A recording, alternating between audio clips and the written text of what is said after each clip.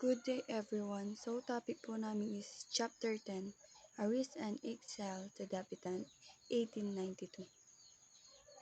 I will discuss the end of the Dapitan exile.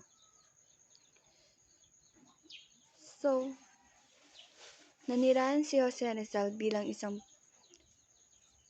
pagkataon ng Dapitan sa loob ng 4 na taon, mula 1892 hanggang 1896. Bagamat naging matagumpay siyang doktor, guro at pinuno ng komunidad doon, itinuring niya ang kanyang pagkatapon sa isang ginunta, ginin,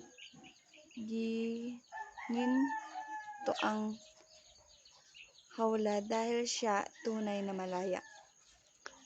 Nang kailangan ng Espanya ng doktor na maglingkod sa Cuba na lumaban para sa kalayaan, nagboluntaryo si Rizal bilang isang manggagamot. Tapos noong December 17, 1895, sumulat si Rizal kay Gobernador General Ramon Blanco upang humingi ng pahintulot na maglingkod. Ang kanyang kahilingan ay inaprubahan noong July 1, 1896. At ang liham ay nakarating sa kanyang noong July 30. Noong July 31, 1896, inilisan ni Rizal ang Dapitan bago umalis. Sinunog ang kanyang bahay at binenta ang mga kanyang ari-arian at binigay sa kanyang mga manggagawa. Sinulat din niya ang tulang Canto del Viajero. Labis na nalungkot ang kanyang tao sa Dapitan at pinaalis siya ng may luha at musika. Pagdating niya sa Maynila noong August 6, 1896, hindi siya pinayagang makababa sa Pampang. Sa halip na natili siya sakay ng barkong Espanya ng Kastila. Habang nasa barko, sinubukan siyang iligtas ng kanyang miyembro ng katipunan. Sa kanila ay si Emilio Jacinto. Tumanggi si Jose Rizal na tumakas dahil naniniwala siyang inosente siya at ayaw niyang sirain ang kanyang pangako.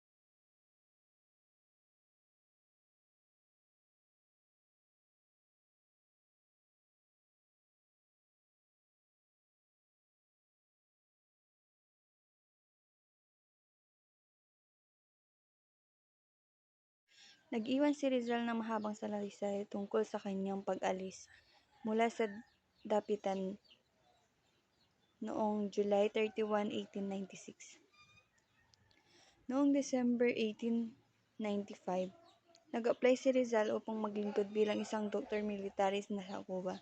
Noon nang tinanggihan ang kanyang kahilingan, kaya nagpasya siyang nanatili sa Dapitan at pagpatuloy ang kanyang mga proyekto. Noong Hunyo 1, 1896, inaprubahan ni Governor General Ramon Blanco dahil ang kanyang kahilingan. So, halo-halo ang mga nararamdaman ni Rizal noong sinabi iyon na tinanggap siya. Nang sabihin sa kanyang pamilya, iba-iba ang kanyang reaksyon. Tuwang-tuwa ang kanyang kapatid na si Narcisa at Josephine. Umalis ako ng Dapitan noong hating gabi, Friday, July 31, 1896. Isang araw bago ang biyahe, ilang sandali matapos dumating ang koreo. Sa pabor ng Espanya ang katanggap ako ng mensahe mula sa politiko-militar na commander na nais akong makita. Ibinigay niya ang aking isang sulat mula sa kanyang kamahalan, Gobernador General Ramon Blanco Irenas, na may petsang Hunyo 1, nagsasabing ang aking aplikasyon na pumunta sa isla ng Cuba bilang isang pansamantalang manggagamot, pinaprobahan na ng gobernadoryo.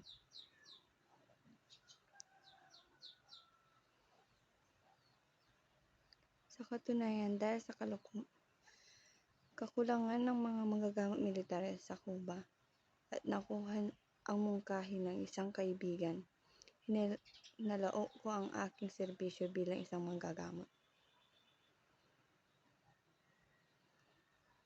Sa isang formal na aplikasyon, noong December 18, 1895, sa katotohanan ay tinalikuran ko ang aking idea na pumunta sa Cuba dahil noong buwan ng Abril, pinaalam sa aking gobernador na ng dumiretso ng aking petisyon ay tinanggihan at dahil dito ay sinimulan ko ang iba't ibang proyekto upang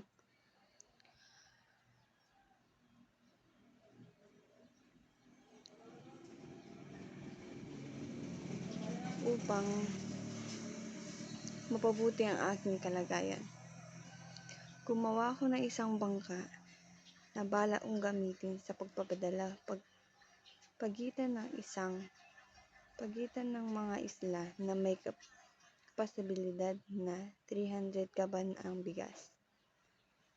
Humigit kumulang. Nang malaman ko ang nilalaman ng liham, agad kong sinabi na makakaalis ako hanggang sa pangalawang biyahe ng bangka dahil kailangan ko maningil ng ilang utang at ibenta ang ilan sa aking mga ari-arian.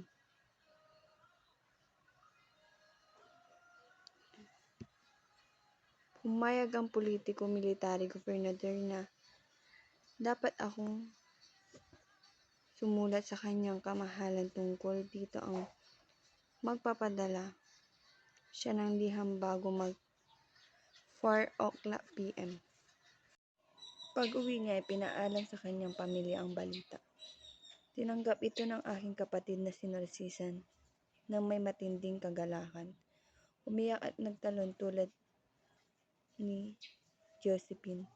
Ngunit labis na nalungkot ang aking mga katulong sa pagpapahayag ng kanyang pagnanais na susunod na tao. Pinagliban ko ang aking biyahe hanggang sa susunod na bangka. Ngunit pagkatapos pag-usapan ang isyu kasamang pamilya, nagpasya kaming umalis kinabukasan at naghanda kami. Sumulat ako sa commander tungkol sa aking desisyon.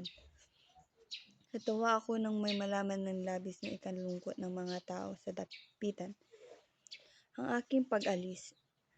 At dumating ang susunod na araw kasama ang banda ng bayan upang magpaalam sa amin.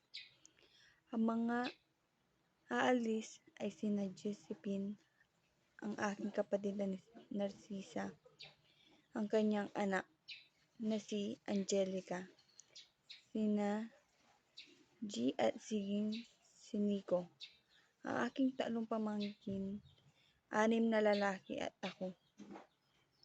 Lumipad kami ng 5:30 ng hapon sa Espanya dahil hindi sabat ang mga cabin. Inilagay nila kaming siyams sa unang klase sa iisang cabin na may 6 na kama o bunk. Pagsapit ng hating gabi ng ika-31 ng Unyo ay umalis kami ng dapitan. 4 na taon, 13 araw at ilang oras na akong distritong iyon. Sumama rin sa akin ang CPM, Komandante Politiko-Militar. So next, important dates in the life of Rizal. August 6, 1896, sumakay si Rizal sa barkong Kastilla ng Espanya habang naghahanda siyang umalis patungong Espanya. Nagboluntaryo siya maglingkod bilang doktor sa Cuba. Sa September 4, 1896, habang nasa kanyang paglalakbay, ipinaalam kay Rizal na siya ang sinisisi sa pag-aalsa sa Maynila. Nakusahan siya ng mga awtoridad na Espanya nagbibigay ng inspirasyon sa revolusyon sa pamamagitan ng kanyang mga sinulat, lalo na sa mga kanyang nobela, No Limitang Here at El Filibusterismo. September 30, 1896. Pagkatapos dumaan sa Suez Canal, inaresto si Rizal sakay ng barkong Isla de Panay. Dinala siya sa Montjuïc, Castile sa Espanya at kalaunan ay ipinabalik sa Maynila noong October 6, sakay ng barkong Colon. November 8, 1896, dumating si Rizal sa Maynila at ikinulong sa Fort Santiago, kung saan maaring revolusyonaryong Pilipino ang ikinukulong doon. So, sa November 20, 1896, siya ay tinanong ni Coronel Francisco Olive noong December 11. Formal siyang pinaalam sa mga karapatang laban sa kanya. Tinanong siya kung ano yung mga para silang makapagtulungan sila. Pinili ni Rizal na si Teniente Luis Ravel de Andrade bilang kanyang abogado sa dispensa. So, dyan is November 20, sinasabi dyan is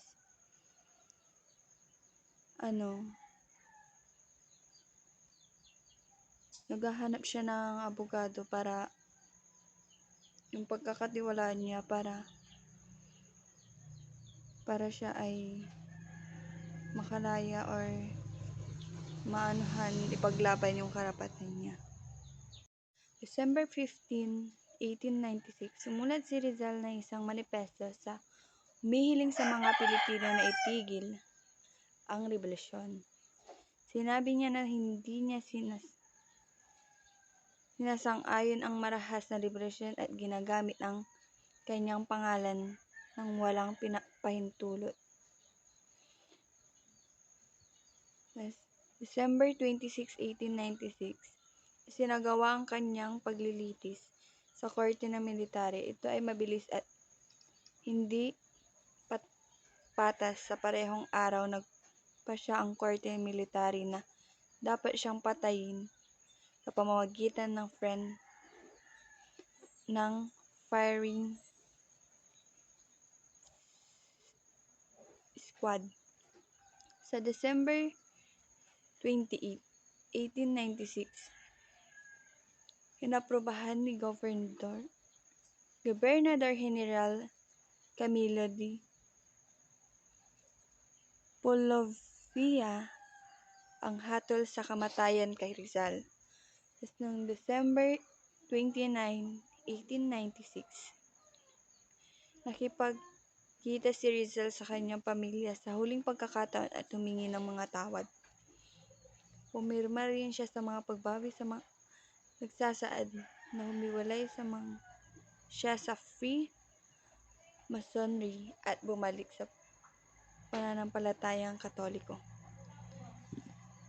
December 30, 1896,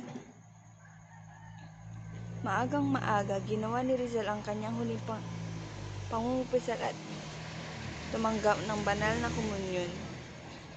Pinakasalan niya si Josephine Brackett ng 6:30 ng umaga.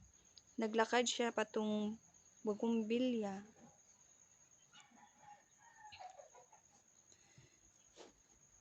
Sa 7:30 ng umaga, pinatay siya sa pamamagitan ng firing squad.